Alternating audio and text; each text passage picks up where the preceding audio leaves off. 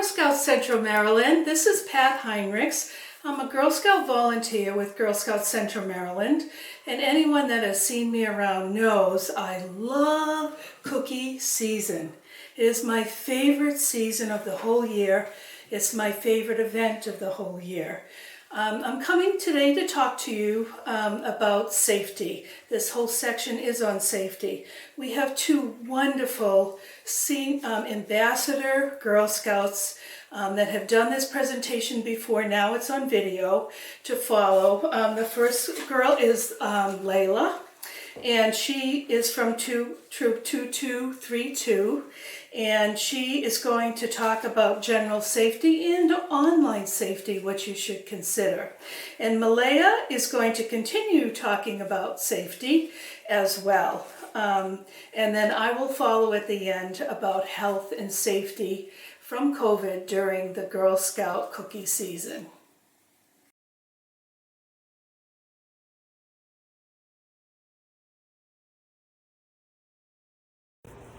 Hi, my name is Layla. I am an ambassador for Troop 2232, and today I would like to talk to you all about rules when it comes to online cookie sales and drive-through cookie booths.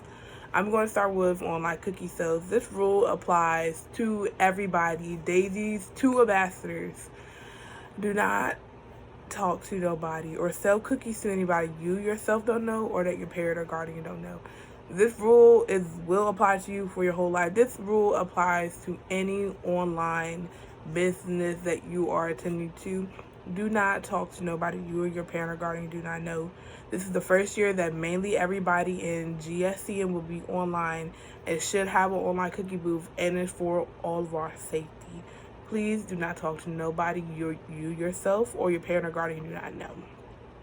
For drive-through cookie booths, they will be set up just like regular cookie booths. It will be you, your parent or guardian, your another Girl Scout sister, and or your Girl Scout troop leader.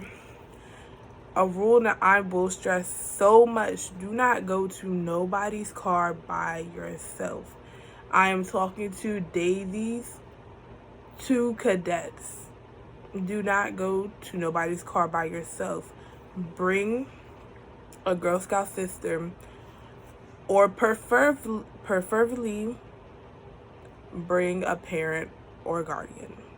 For my seniors and ambassadors, bring your Girl Scout sister, bring your leader, your parent or guardian, or make sure you're in the sight of somebody who can see you. It's all because of safety. We know there are not everybody is good out in the world, and we know there are people who want to hurt us, but just be safe. Overall, that's all I really have to say to you all today. I will wish everybody good cookie sales. I hope everybody makes their goals. And for this to be the first year that mainly everybody's virtual, I really hope you all take an account of do not talk to nobody you don't know. Because we do not want any problems or mishaps this year with this being the first year. Don't get me wrong, mistakes will happen, but there are ways to prevent mistakes from happening if you do know the rules.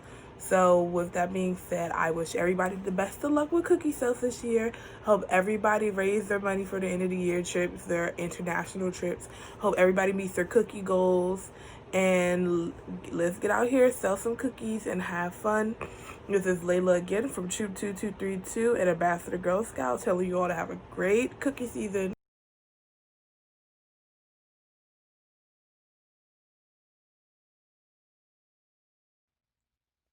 Online Cookie Etiquette by Malea.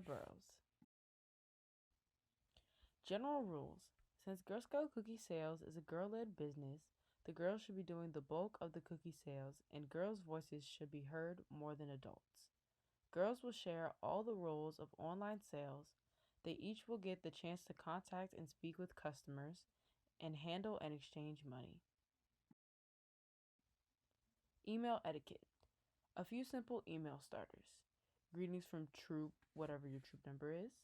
Good morning, good afternoon, good evening. Dear cookie customer, dear Mr. or Mrs., whatever the last name is, or dear name of the organization/business that you may be working with. A few simple email closers. Thank you for your time. have a great day, thank you for your business, or thank you for your contribution. Staying organized. Take note of how many cookies of each flavor you had before and after you sold them. Make a chart of people you want to ask to buy cookies. Also, take note of when you send an email to a customer, if that customer responds, if they purchase cookies, or if they give you a donation. What type of payment the customer used and how much they paid or donated. Payment. First, let your troop leader know how the customer wants to pay. If your troop only takes cash or check, ask your customer to provide the proper amount in an enclosed envelope. Wear gloves and masks when grabbing the money from the customer. This keeps you and the customer safe at all times. If your troop takes cards, let the customer know what type of card/app you accept. For example, Cash App or Zelle, or Visa or MasterCard.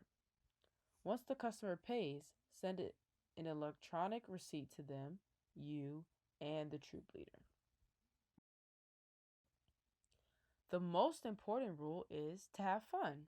Taking part in cookie sales can be a cool learning experience. With the right attitude, you can gain new friends, new connections, money management skills, new technology skills, and much, much more. Thank you for listening to my slideshow. This is the end. Happy sales!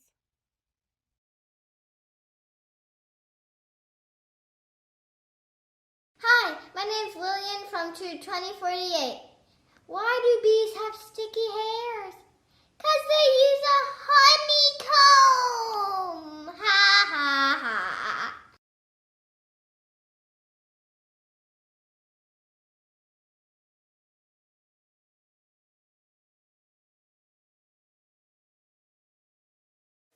Hi, Girl Scout Central Maryland. I'm back again. I hope you enjoyed the very brief talks that Layla and Malea gave. They've done this in person, and it's very difficult sometimes to do it online, but I'm so happy that they made tapes for me for that. I'm here to talk to you about safety within the cookie sale itself when you're doing booth sales.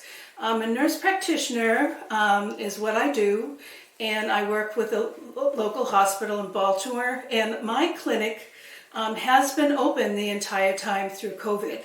And I have learned a lot of things since we've been open of how to stay safe, how to stay healthy so that I don't end up getting COVID. And that's what I hope to do today with you. The first thing is you always hear about the stay 6 feet apart. That makes such a big difference. So when you're setting up your cookie booth, you want to make sure that your customer is 6 feet from you. So you need to position your table if customers come up to it, and you need to position it 6 feet from where you're going to be. You also need to have cleaners to be able to clean off surfaces in between people that come. So what I have here is a hand sanitizer. I would recommend that you have all your customers use this before they touch your stylus if they're doing a credit card. Use it first. The second thing that I recommend that really helps is if you do a disinfectant. This is a big, huge gallon. And you spray the table or the surfaces that the client or the customer is going to be touching. You have to do that in between every single customer in order to be safe. You can use paper towels, you can use a cloth. As long as the surface that you spray stays wet and dries on its own, we know that it does kill off the virus. So you must make sure that the surface is wet, and it must dry on its own. You do not dry it off yourself. Once it's dried off, then your next customer can come. That's going to delay us, I know, in between each customer, and it may lead to a little bit of frustration, but we have to explain to the customers that this is how we stay safe. The other thing I want to talk about is gloves. Gloves are fine if you're handling money. if you're handling money or credit card to use to actually put through your credit card reader. The only thing I can tell you about gloves is don't get a false sense of security, because the minute you touch that credit card, the minute you touch that money or any other surface, these gloves are contaminated. You have to remember that.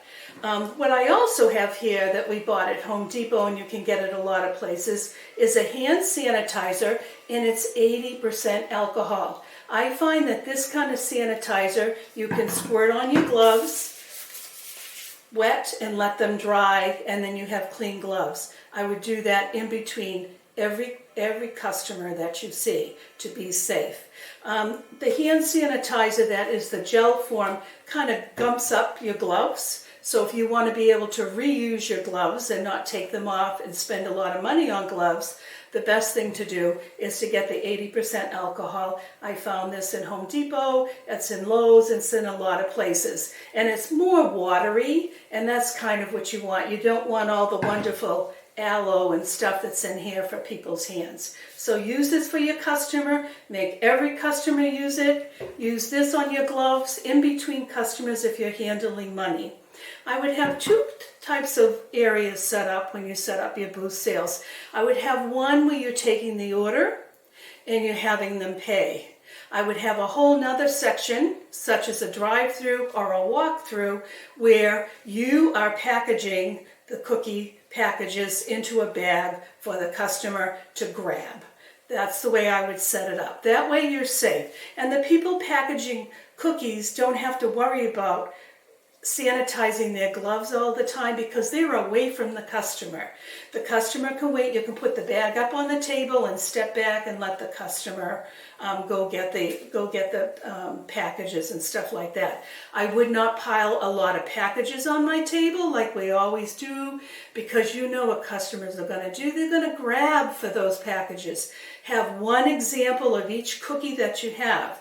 If you want to have some kind of a paper that talks about all of the different cookies, that's fine. I would have that in a plastic sleeve so that you can wipe it down in between customers. If you prefer not to do that and just want to do a big poster with a visual of all the cookies and how much they cost, that's probably a safer way to go for the customers. So again, just to quickly recap, you want to make sure customers stay 6 feet from you. When you have to do the cash transaction, you want to make sure that you have gloves on, you handle the cash, or you handle the credit card. And then once you put it through your credit card reader, you give it back to the customer, and then you wash your hands in between. So what do you do when you get closer than 6 feet to a customer? Because when you're going to be doing their credit card or taking money, you probably will. Number one, have a sign saying, please customer, wear your face mask. I would not deal with anyone that does not have a face mask that comes up to your table. It is not safe, and they need to have a face mask, and that's to protect you. If they don't have one, then just say, I'm sorry, you need to have a face mask before I can take your order. Or they can order online, and they can come another time and pick up them. There's many ways to do that. You may want to have papers there of how people can order online to your troop, or you can order individually or to the girl. It's totally up to you. This year, ABC Bakers is doing a big upgrade, remake of how we take orders online. We can also use their credit card application online. We can also use it if we take credit cards. So that's coming. I don't have all the details. I'm not the big tech savvy person, but it will be coming out and explaining to you probably closer to the middle of October. The other thing I want to talk about are these face masks.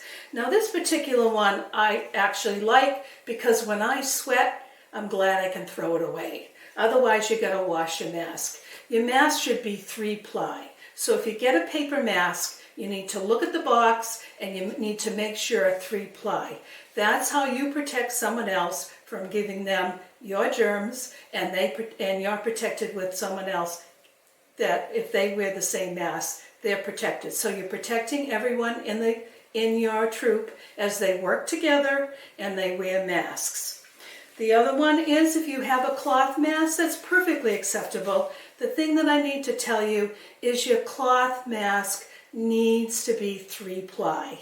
If it's not 3-ply, you are giving bacteria and germs, you're sending it out. So if you happen to be an asymptomatic person that has COVID, you can pass that through this mask if it's not 3-ply.